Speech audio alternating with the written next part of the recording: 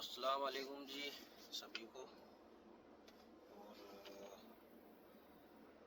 मेरे इंस्टाग्राम वाले दोस्तों ने मैसेज किया था मुझे कि बताओ आप कैसे गए थे सऊदी अरब से और कैसे कैसे आपने यूरोप में काम करा है। तो मैं आपको बताता हूँ पूरी डिटेल्स में, इसीलिए मैंने ये वीडियो बनाई है।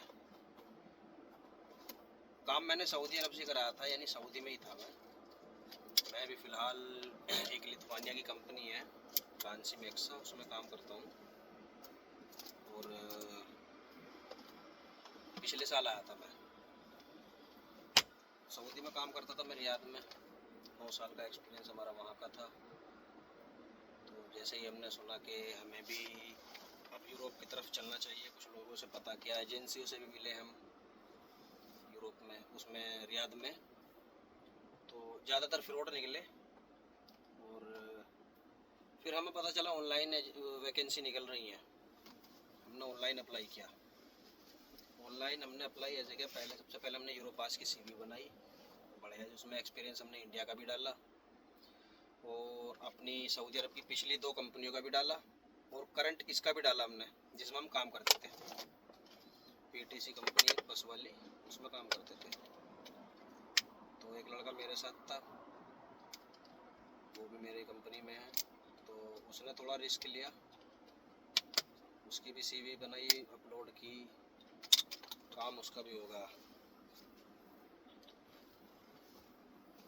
सबसे पहले हम गए, एक बथा में है एजेंसी, उसका मैं नाम बोल रहा हूँ, 2-3 है।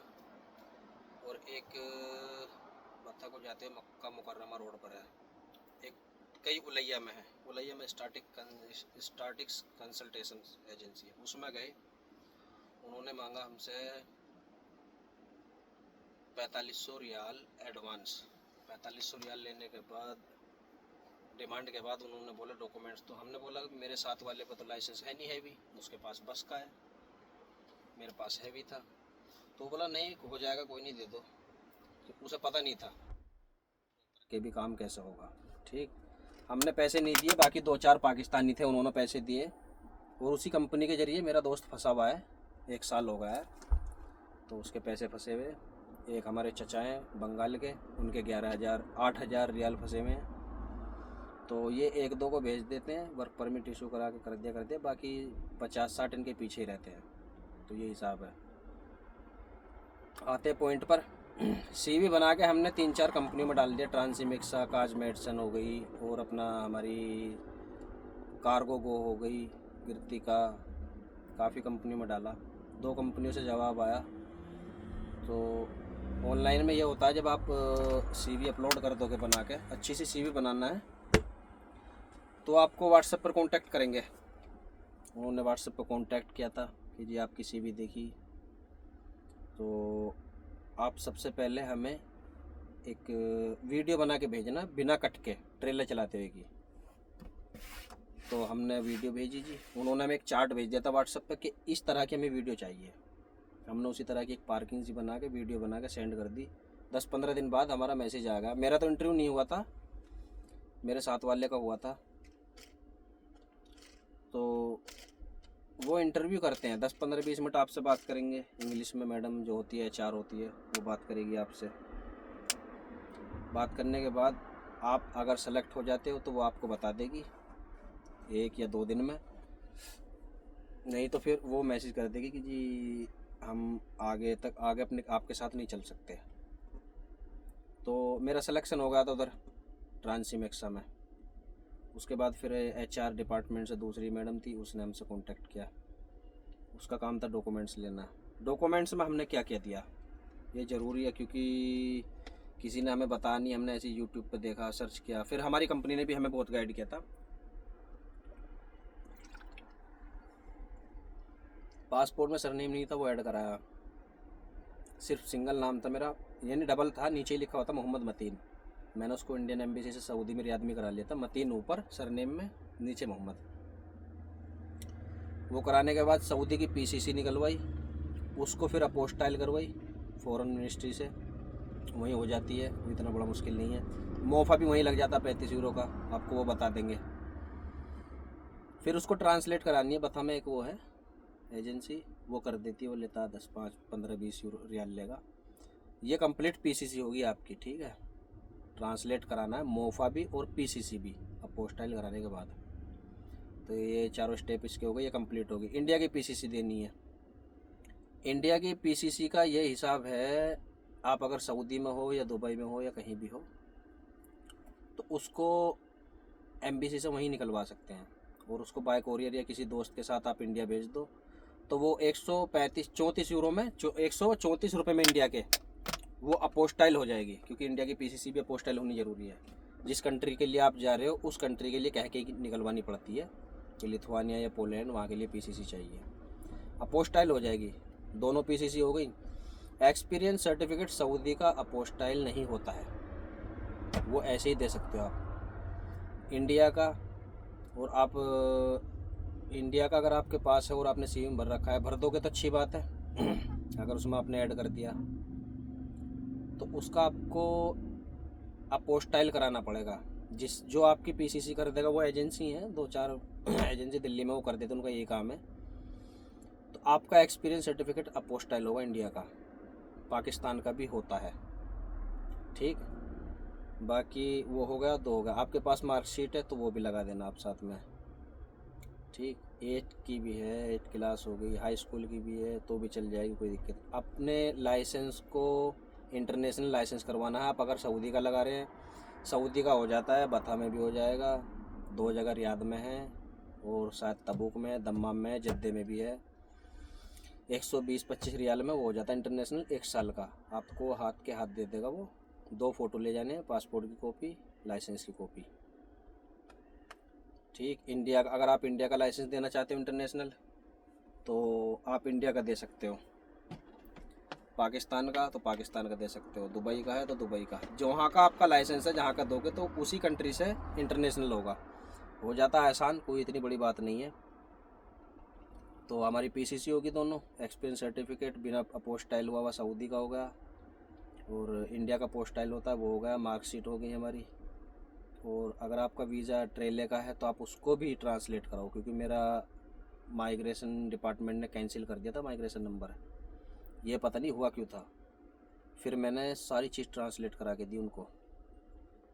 10-5 रियाल में हो जाता है वो, वीज़ा ट्रांसलेट करा लेना और लाइसेंस को भी ट्रांसलेट करा लेना इंटरनेशनल कराने के बाद, वो भी कर देते। सर्टिफाइड एजेंसी होती है, बथा में है एक, अल अमरी ट्रांसलेशन, जानता है वो सऊदी मेरे को, तो उससे करा लेना। पासपोर्ट हो गया आपका, आगे पीछे की दोनों कॉपी, जब एम्बेसी जाओगे तो फुल कॉपी। अब बात है एजेंसी की, ये डॉक्यूमेंट्स हो गए जाने के लिए, ठीक है, ये ज़रूरी है डॉक्यूमेंट्स। बाकी ओरिजिनल अगर आपके पास कुछ है तो लगा सकते हो, अच्छी बात है, कोई दिक्कत नहीं है। एजेंसी सऊदी में 90% फ्रॉड, क्योंकि जितना मैं घूमा हूँ, जब मेरे सिर पे भूत चढ़ा था ना यूरोप का, मेरे पास अपनी कार थी, मैंने कोई एजेंसी नहीं छोड़ी रियाद में। फिर मैंने HR इंटरनेशनल जो इधर है सारा दब्बाब पर, यहाँ मैंने इंटरव्यू दिया, कमीदा ग्रुप का। मेरे साथ एक बंदा और था जो मेरे साथ आया है, दोनों ने दे दिया, पास हो गए। तो उनको इतनी नॉलेज नहीं थी डॉक्यूमेंट्स की, वो कहते थे बस 5,000 रियाल दो, 5 फिर देना है बाद में एम्बेसी उसके टाइम पे, और फिर बाद में देने बाकी 3 किस्तों में पैसे देने। 22,500 रियाल मांग रहे थे वो, मैंने उधर मना कर दिया। फिर क्योंकि भाई हमारे साथ वाले बंदों के, इवन जो मेरे रूम के सामने रहते थे ना बंदे, उन्होंने कभी जिक्र ही नहीं किया। 2-2 हज़ार दिरहम दुबई फांस रखे उन्होंने। एक में जो मेरा दोस्त है SMB में काम करते हैं वो, उन्होंने 4400 रियाल स्टार्टिक्स कंसल्टेशन में फांस रखे हैं। जो हमारी कंपनी में थे चचा थे बंगाली, 8,000 रियाल उन्होंने फांस रखे हैं उधर, 2-2 साल हो गए। 1-2 को भेज दिया होगा, कोई दिक्कत नहीं है, भेज देते हैं। किसी का कहीं का वर्क परमिट का कहीं होता है ना धूल मलाठी, मैं बुराई नहीं कर रहा हूँ उनकी, आते होंगे काफ़ी बंदे, लेकिन जो पाकिस्तानी 3 मेरे साथ गए थे ना स्टार्टिक्स कंसल्टेशन में, उन्होंने पैसे दे दिए थे, काम उनका भी नहीं हुआ, मेरे टच में रहे थे वो। जब मेरा यूरोप का काम हो गया था सारा, और मैं इधर आ भी गया था, तब तक मेरे टच में थे वो, पूछते रहते थे, मैं उनसे पूछता रहता था। HR इंटरनेशनल ने बंदे भेजे हैं, लेकिन दुबई से ज़्यादा भेजे हैं, कमीदा ग्रुप में भी आए हैं। 2-3 एजेंसी, कुछ बंदे मुझे, सबसे ज़्यादा बंदे इधर खैर प्रचार तो नहीं है, नोवा लाइफ ने भेजे हैं। ठीक, क्योंकि कहना चाहिए भी, नोवा लाइफ बंदों की इधर भी हेल्प करती है, जो हमने सुना, क्योंकि हम तो किसी एजेंसी से नहीं है। मेरा दोस्त वो खुद इसी एजेंसी से आया है, ये दुबई में है, और इंडिया में गोवा में, चंडीगढ़ में, और इनका इधर लातवी की तरफ एक ऑफिस, यूरोप में भी इनके बंदे रहते हैं जो इधर फंसे हुए रहते हैं, उनको भी निकाल के कंपनी में लगाते हैं। ठीक, और कुछ बंदे आए हमारे दिल्ली से, एनीवेयर, अपना परवीन तिवारी है, बात होती रहती है उनसे, तो उन्होंने भेजे कुछ बंदे। अपने गौतम भाई हैं गुजरात से, 3 बंदे केरला से है, और अपने गोरखपुर बिहार, जो मेरी नॉलेज में है। टीआरसी उन्होंने इंडिया से ही अप्लाई की थी। ठीक, तो ये डॉक्यूमेंट्स थे हमारे। हमने फिर ये जो मैंने तुम्हें बताया, अब मैं अपने फिर उस पर पॉइंट पर आता हूँ। जो हमने ये अपने डॉक्यूमेंट्स किए थे सारे, जो मैंने आपको बताए, इस डॉक्यूमेंट्स मैंने सब रेडी कर लिए। फिर अपॉइंटमेंट की बारी आई, अपॉइंटमेंट मिल ही नहीं रही थी इंडिया की, और फिर माइग्रेशन डिपार्टमेंट से हमें मेल आई कि इंडिया में आप फाइल सबमिट नहीं कर सकते। ठीक, 1 मिनट जी, सॉरी, वो आ गए थे एक चाचा अपने इंडिया से, तो मैं 5 दिन से इधर ही खड़ा हूँ ना, तो वो आ जाते हैं इधर अपने इंडियन पाकिस्तानी है सब, 80% इंडियन है। तो मैं कहा था, हमने फ़ाइल जमा की उधर थाईलैंड, क्योंकि फ़ाइल इंडिया में जमा नहीं हो रही थी। फिर मैंने अपनी कंपनी को मैसेज किया कि इधर फ़ाइल जमा नहीं हो रही है। मेरी कंपनी ने माइग्रेशन नंबर जनरेट करा थाईलैंड का, क्योंकि मेरे लिए जाना आसान था थाईलैंड, अपॉइंटमेंट भी फिर आसानी से मिल गई। उधर गया, फ़ाइल सबमिट की, वहाँ पर कोई इतना लंबा चौड़ा कुछ पूछते नहीं है।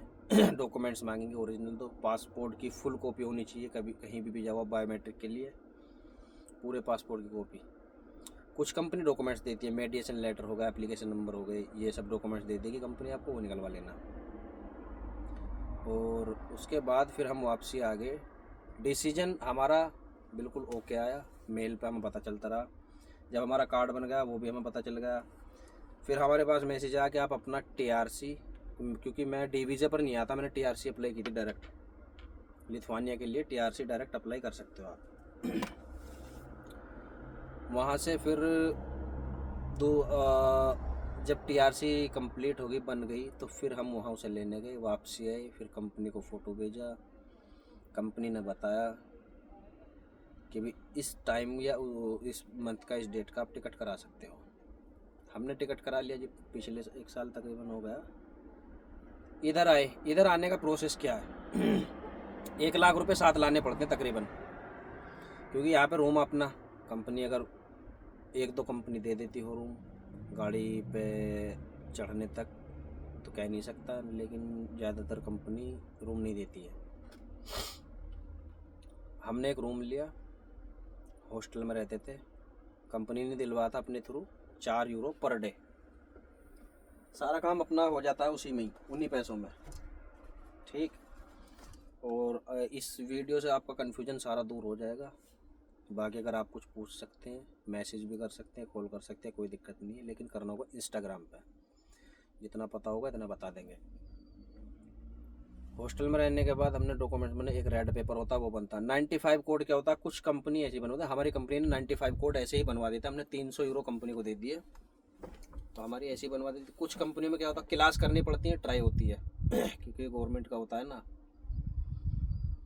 तो बंदा निकाल ही लेता है, इतना मुश्किल नहीं है। हमारा ऐसे ही बन गया था कागज़ वाला। फिर हमने 24 यूरो में उसको अप्लाई कराया, कार्ड वाला। 300 ये गए, 24 यूरो ये गए। फिर हमारा रेड पेपर बना। रेड पेपर बनने के बाद फिर हमने अप्लाई किया टैको कार्ड, ये है मैन। ठीक है जी, कि इससे चलती है गाड़ी। अपने सऊदी में ये होता है टैको, लेकिन कार्ड नहीं डलता है इसमें, ये फ्री रहता है। तो मैन इधर सऊदी में गाड़ी चलाने के लिए है। 95 कोड होगा ये वाला। गाड़ी हम चला रहे हैं इंटरनेशनल से। लाइसेंस के प्रोसेस का जब आप इधर आ जाओगे, बताओ, जल्दी भी निकाल सकते हो, क्योंकि यहाँ कन्वर्ट नहीं होता है, निकालना पड़ता है।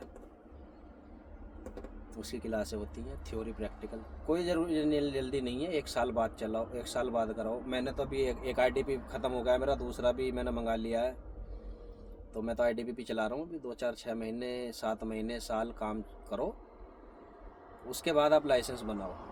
कार का निकाल लो, फिर जाओ वापसी, 2 4 महीने काम करो, फिर अपना। कि ज़बरदस्ती काम की यहाँ कंपनियों में है नहीं। आप कंपनी चेंज करो या कंट्री चेंज करो। कंट्री चेंज करनी है तो मुझे लगता है कि लाइसेंस बनने के बाद ही करनी चाहिए। सैलरी, जब ये सारी चीज़ हो जाएंगी तो फिर आपको भेजा जाएगा ट्रेनिंग पर किसी बंदे के साथ। अगर आपका कोई जानता हुआ है आपकी कंट्री का, तो आप कंपनी से बोल दो इसके साथ जाना चाहता हूँ तो आप उसके साथ जा सकते हो। इंटर्नशिप पर रखेगी दूसरे के साथ, गाड़ी दोनों चलाओगे। सैलरी आपको कुछ कंपनी देती हैं 40 यूरो पर डे, कुछ 50, कुछ 35 यूरो पर डे। 1 महीना आप चलाओगे, 20 दिन चलाओ या 25 दिन चलाओ, जब आप हो जाओगे कि हाँ मैं चला सकता हूँ, यानी समझ में आ गया।